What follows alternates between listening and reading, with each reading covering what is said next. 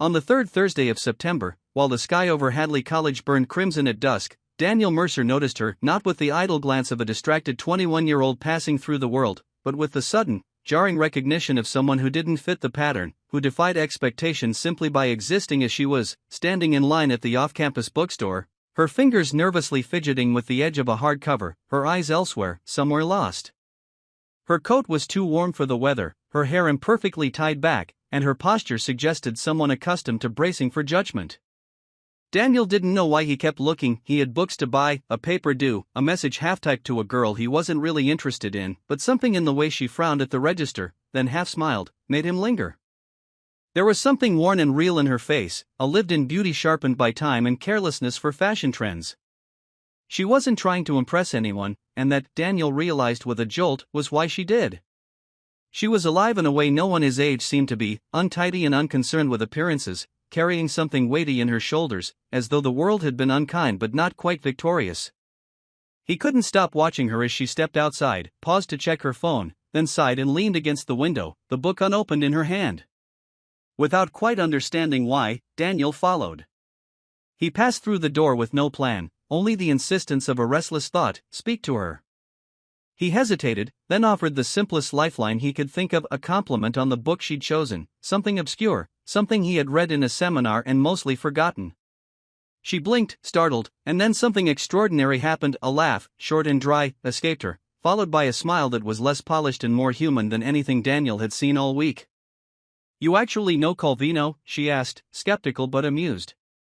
"Just enough to fake it," he replied, and she shook her head, bemused, before muttering that faking it was practically an art form around here.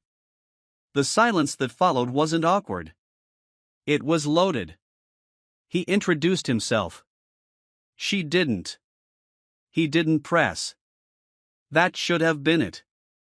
A chance meeting, a fleeting connection, the kind that collapses under the weight of age or context or any number of reasons, but instead, Daniel found himself offering to carry her book bag to her car, and she surprised them both by accepting. She drove a battered gray Volvo, the kind that spoke of practicality over pretense, and as she opened the door, a photo slipped from the passenger seat, a boy, maybe 12, laughing in a soccer jersey. She caught it quickly, and something flickered in her face, then was gone. Daniel didn't ask. He simply handed her the bag and said, "Maybe I'll fake more Calvino next week." Her answer was slow, guarded, but undeniable, "Maybe I'll let you." And then, as if realizing what she had just allowed, she looked away, but not before Daniel saw it. Her first real smile in years, cautious but unwilling to be erased. The first real complication arrived exactly 12 days later, in the form of a message Daniel wasn't supposed to read, but did.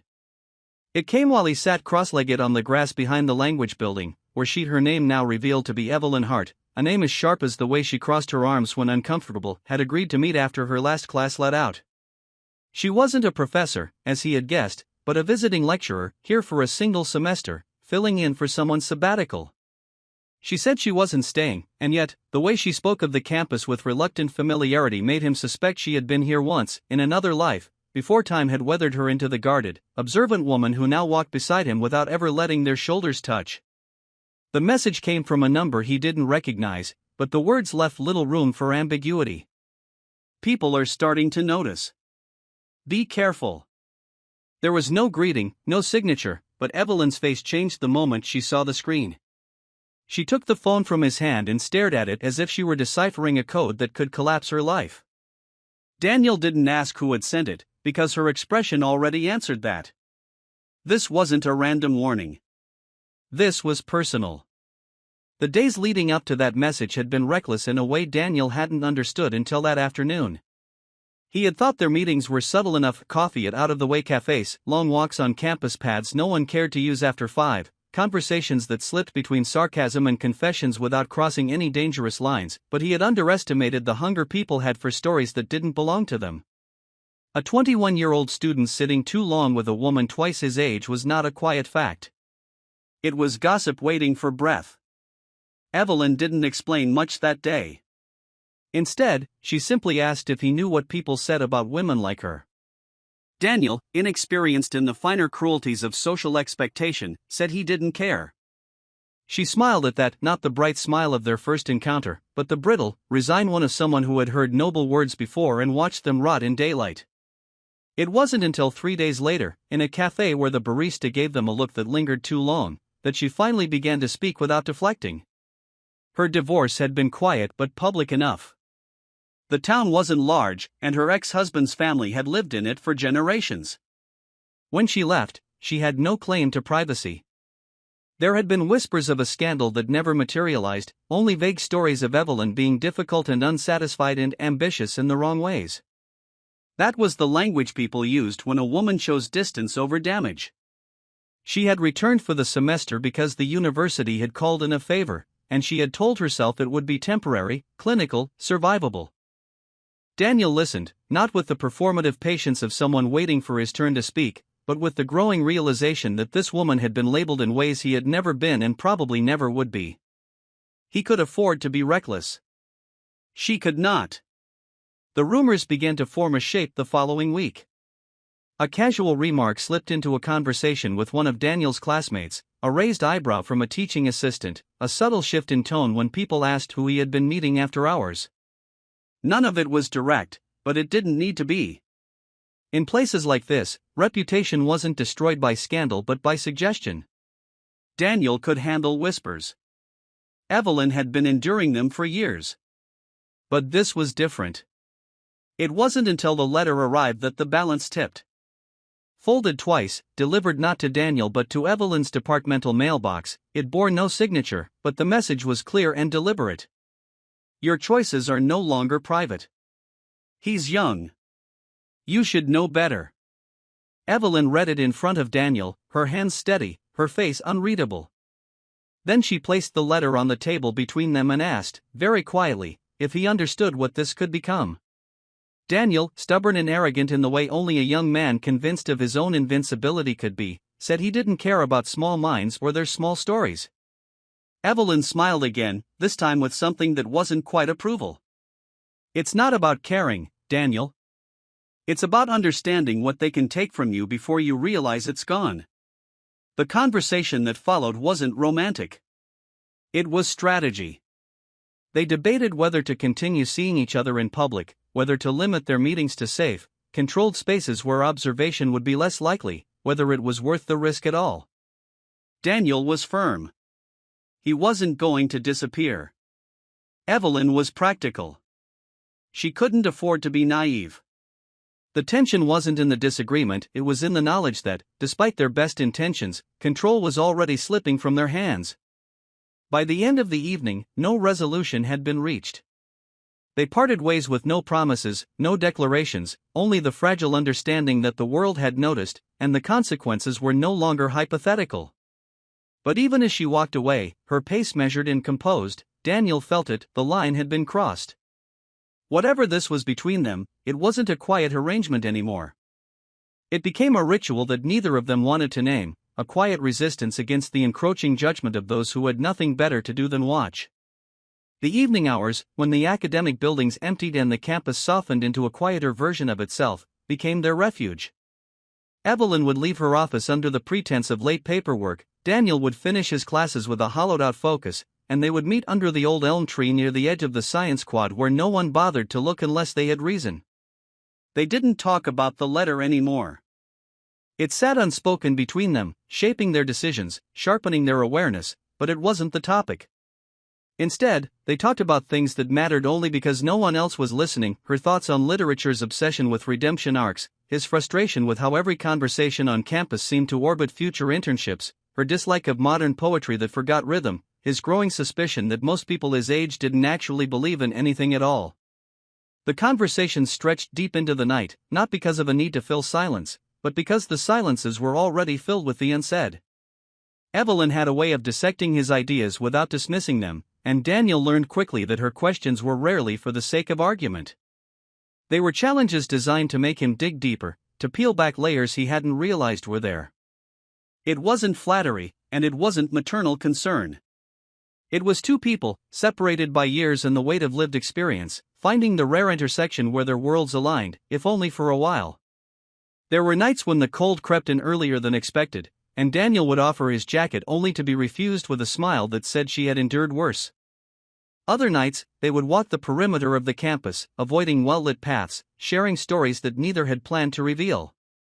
Evelyn told him about the town she grew up in, how she had once imagined herself living in a city where anonymity was an option, how reality had been less cooperative. Daniel spoke about his father's indifference, how his successes were measured only in comparison to others, how his failures were dissected in sharp, brief conversations that left no room for excuses. It wasn't until the third week of these meetings that the breach happened. A simple mistake, or perhaps an inevitability, set against the backdrop of a campus that thrived on observation. They had been sitting on a low stone wall near the faculty parking lot, the hour growing too late for cautious awareness, when a shadow paused longer than it should have. Neither of them noticed immediately, lost in a conversation that had veered into the territory of books that had disappointed them, but when Evelyn's gaze flickered up, her face changed. She didn't say a word, but Daniel followed her line of sight and caught a figure, indistinct in the low light, standing near the edge of the lot. The figure wasn't moving, not walking past, not pretending to have dropped something. It was someone watching. Daniel stood, a reflexive motion that felt useless the moment he did it. The figure turned then, walking away with a pace too casual to be innocent. They didn't chase. There was no point. The damage had already been done. For a long moment, neither of them spoke. Evelyn's expression was unreadable, her arms crossed tightly, not in defiance but in a gesture of containment. Daniel wanted to say it didn't matter, that they hadn't done anything wrong, but the words felt childish, inadequate against the weight of what had just happened. He knew it mattered. She knew it, too. It started, Evelyn said, not looking at him, not needing to. Daniel asked who it could have been, though the answer was irrelevant. It could have been anyone. A student, a staff member, a passerby with a phone ready to document what the mind would later embellish. It didn't require proof. All it needed was momentum. Evelyn's voice was calm when she spoke next, but there was a tension beneath it that Daniel recognized now, the careful modulation of someone who refused to let emotions dictate the narrative. This isn't about scandal, Daniel. It's about perception. People don't need facts to form opinions. They need a moment that feels out of place. Daniel wanted to argue, wanted to suggest they confront it head-on, that hiding would only make things worse. But Evelyn wasn't hiding. She was calculating. She explained, with the precision of someone who had lived through public dissection before, that there was a difference between retreat and strategy. She didn't intend to shrink away, but she also wasn't going to hand them a story wrapped in convenience. As they walked back toward the more crowded parts of campus, blending into the late-night stragglers heading to study halls or off-campus bars, Daniel couldn't shake the feeling that they had crossed an invisible threshold. The secrecy had been sustainable when it was theirs alone, but now, with an external witness, everything had shifted. It wasn't a question of if the rumors would grow, but when.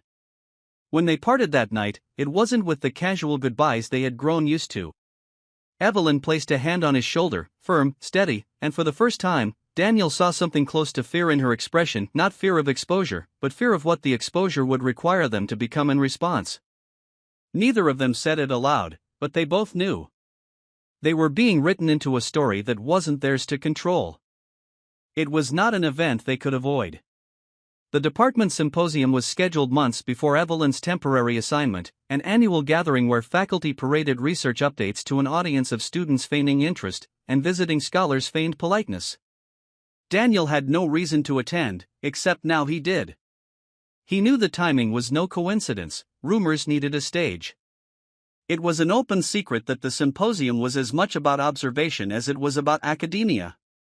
Evelyn had been assigned to chair a panel on modern narrative theory, a task she approached with the same quiet determination she applied to everything else, but Daniel noticed the difference in how she prepared. Her outlines were more precise, her tone sharper, as if each word had to be measured against potential misinterpretation. The night before the symposium, Daniel received a message from his friend Mark, one of those texts crafted to sound casual but carried the weight of an ultimatum. "So, Evelyn Hart, huh? Didn't think you were into lectures outside class." There was no accusation, not directly, but Daniel understood the tone. Mark wasn't asking. He was declaring what he had heard, what people were starting to believe, and waiting to see if Daniel would deny it or own it. Daniel typed a reply, then deleted it, then typed another, and deleted that too. The conversation would not be salvaged by a carefully crafted message. Evelyn, when he told her, was not surprised. They sat in her office, the door locked not out of fear but necessity, the walls lined with books that seemed to press in as if eavesdropping. She didn't lecture him. She didn't ask him to be careful. She simply said, "This will come down to whether you want to be seen with me when it's no longer a choice." Daniel said he did, but words in a closed room cost less than actions in a public space. The symposium hall was not designed for comfort. The lighting was too bright, the seating too rigid, the air filled with the pretense of intellectual curiosity. Daniel arrived early, found a seat at the side, and scanned the room for faces that lingered too long in his direction. They were there, scattered, people who had been waiting for confirmation, people who would carry versions of this day to others. Evelyn entered without announcement, carrying her notes in one hand, her composure in the other. She did not look for him. She didn't need to. Her presence alone was an answer to questions that had not yet been asked. When she spoke, her voice was clear, not loud but unmistakable, guiding the panel through concepts of fragmented narrative, audience complicity, the unreliability of perception. Daniel listened, not to the content, but to the structure beneath it. Evelyn was not defending herself. She was reminding them all that stories were constructed, and the audience was never innocent in what they chose to believe. The tension shifted midway through the discussion when a question came from the back of the room, framed politely but loaded with precision. Given the increasing relevance of personal narratives intersecting with professional environments, how do you suggest maintaining boundaries that preserve credibility? It was not a question. It was an accusation wearing academic clothing. Evelyn did not flinch. She did not glance at Daniel. She responded with an answer so measured that it left no opening. Credibility is not preserved by silence. It is preserved by integrity. Boundaries exist where transparency does not. The words were not a defense. They were a statement of fact. But the room had already made its choice. The eyes that turned toward Daniel were not searching for truth, they were cataloging it. Mark sat 3 rows ahead, his posture rigid, his glance fleeting but definitive. The narrative had written itself long before today. Today was just the formal unveiling. After the panel, the crowd dispersed with the efficiency of people eager to spread information disguised as concern. Daniel waited until the flow thinned before approaching Evelyn, who was gathering her notes with the calm of someone who had weathered storms larger than this. He asked if she was okay. She smiled, but it wasn't the smile of someone unaffected. It was the smile of someone choosing not to be diminished. You were never invisible, Daniel. They just needed a reason to see you. They left the hall together, their proximity deliberate, their pace unhurried. The whispers followed, as expected. Outside, the campus air felt thinner, the sky too wide, but their decision was made. Daniel understood now that their relationship had passed beyond the private realm not because of carelessness but because people had willed it into existence. The choice was no longer about secrecy. It was about whether they would allow others to dictate the terms of their connection. Evelyn stopped near the fountain where orientation tours always began, the spot where new students were welcomed with rehearsed enthusiasm. She turned to Daniel, her expression devoid of performative reassurance. From here on, it's not about us. It's about them watching us. You need to know that. Daniel nodded, but words felt inadequate. He took her hand, not as a gesture of defiance, but as a simple, undeniable truth. All eyes were on them now. That part was no longer a variable. It did not end with a confrontation. There was no explosion, no dramatic intervention from a dean or a concerned parent or an authority figure who believed their job was to police the private lives of others. The reality was slower, more persistent. It came in conversations Daniel was excluded from, in faculty meetings where Evelyn's name was mentioned only to be immediately redirected, in invitations that quietly stopped arriving. It was not exile. It was a subtle removal of presence. They were still allowed in the room, but the room pretended not to notice them. This was not a punishment designed to teach a lesson. It was a message without words: we see you, and that is enough. Daniel's friends, or at least the people he had once called friends, approached him less frequently now. When they did, it was through the filter of caution, as if proximity itself was an endorsement they weren't ready to give. Mark, who had known him since their first year, cornered him outside the library with a tone that tried to balance concern and accusation but succeeded at neither. You know they're not going to forget this, right? It's not going to be something you just outgrow. Daniel didn't respond with the arguments he had prepared. He simply asked, "Do you think I care?" Mark shook his head, but not with disapproval. It was disappointment disguised as pragmatism. It's not about whether you care. It's about whether you'll still care when it starts costing you. Evelyn had already accepted what Daniel was still processing. She met him now with less urgency, her words more measured, her silences longer. She was not withdrawing. She was preparing. They spoke less about what others thought and more about what would come next. There was no fantasy of vindication. She had lived long enough to know that vindication was a story people told themselves when they wanted to believe truth prevailed. What they had, she explained, was not a battle for reputation. It was a choice about how they would allow this chapter to shape them. It was a Sunday afternoon when the decision finally took form. They met in a small cafe on the edge of town, a place where Evelyn was known as a regular but not as a scandal. She had always liked spaces that allowed for anonymity, and today, she seemed lighter, as though the weight of anticipation had finally settled into something manageable. Daniel, less certain, asked what they were doing, whether this was a retreat or a declaration. Evelyn looked at him, not with condescension, but with the patience of someone who had once asked herself the same questions. We're not retreating. We're choosing where the noise matters. Daniel wanted to believe that staying together, publicly, was an act of defiance. Evelyn corrected him. It was not defiance. It was persistence. Defiance implied they owed the world a reaction. Persistence was quieter, more deliberate, and harder to uproot. They would continue seeing each other, but not as a performance, not as a challenge to those who disapproved.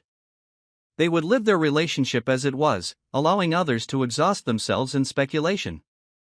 The choice did not erase the consequences. Evelyn's contract with the university would not be extended, though no official reason was given. Daniel's final semester was met with a layer of scrutiny that never fully dissipated. They did not expect apologies. They did not receive them. The conversation with Daniel's mother was the only moment that cracked the controlled narrative they had built. It came unexpectedly, through a phone call that began with the usual pleasantries and ended with a quiet, direct question. Is it true? Daniel, unprepared for the softness in her tone, asked what she had heard. His mother didn't recite the rumors. She didn't accuse or defend. She simply said, "I want to know from you." The honesty in that moment disarmed him. He told her the truth, not in defensive bursts, but in steady explanations. He told her about Evelyn, about how their relationship had never been designed for public consumption, about how the reaction had never been a surprise to Evelyn, only to him. His mother listened. She did not interrupt. When he finished, she sighed, not in frustration, but in resignation. You've made your choice. That's all I needed to know.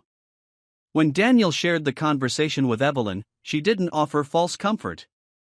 She told him what he already knew, that choices always came with costs, and that people who loved you didn't always know how to reconcile their expectations with your reality. It wasn't cruel. It was honest. The final days of the semester passed without incident, not because the tension had disappeared, but because it had settled into a background noise that no longer dictated their steps. The campus moved on, as it always did, cycling through new stories, new subjects of curiosity and judgment. Daniel and Evelyn remained, not as an open secret, but as a reality that had lost its novelty. On the day of Evelyn's departure, they stood at the edge of the parking lot where this had all begun. There were no dramatic farewells, no promises of eternal connection. Evelyn was leaving, not because of defeat, but because that had always been the plan. Daniel asked if this was the end. Evelyn didn't answer immediately. She looked at him, not with nostalgia, but with clarity. That's not a question I can answer for you. Daniel didn't press. He knew the answer wasn't in the words but in what would follow. Evelyn got into her car, the same battered Volvo that had carried their first conversation, and drove away without looking back. Daniel stood there, knowing that the world would keep asking what they had been to each other, that stories would continue to be told in pieces, reshaped by people who had never cared about the truth. But he also knew that, for once, he didn't feel the need to explain. Whether their story would continue or end was no longer a public concern. It was theirs. And for now, that was enough.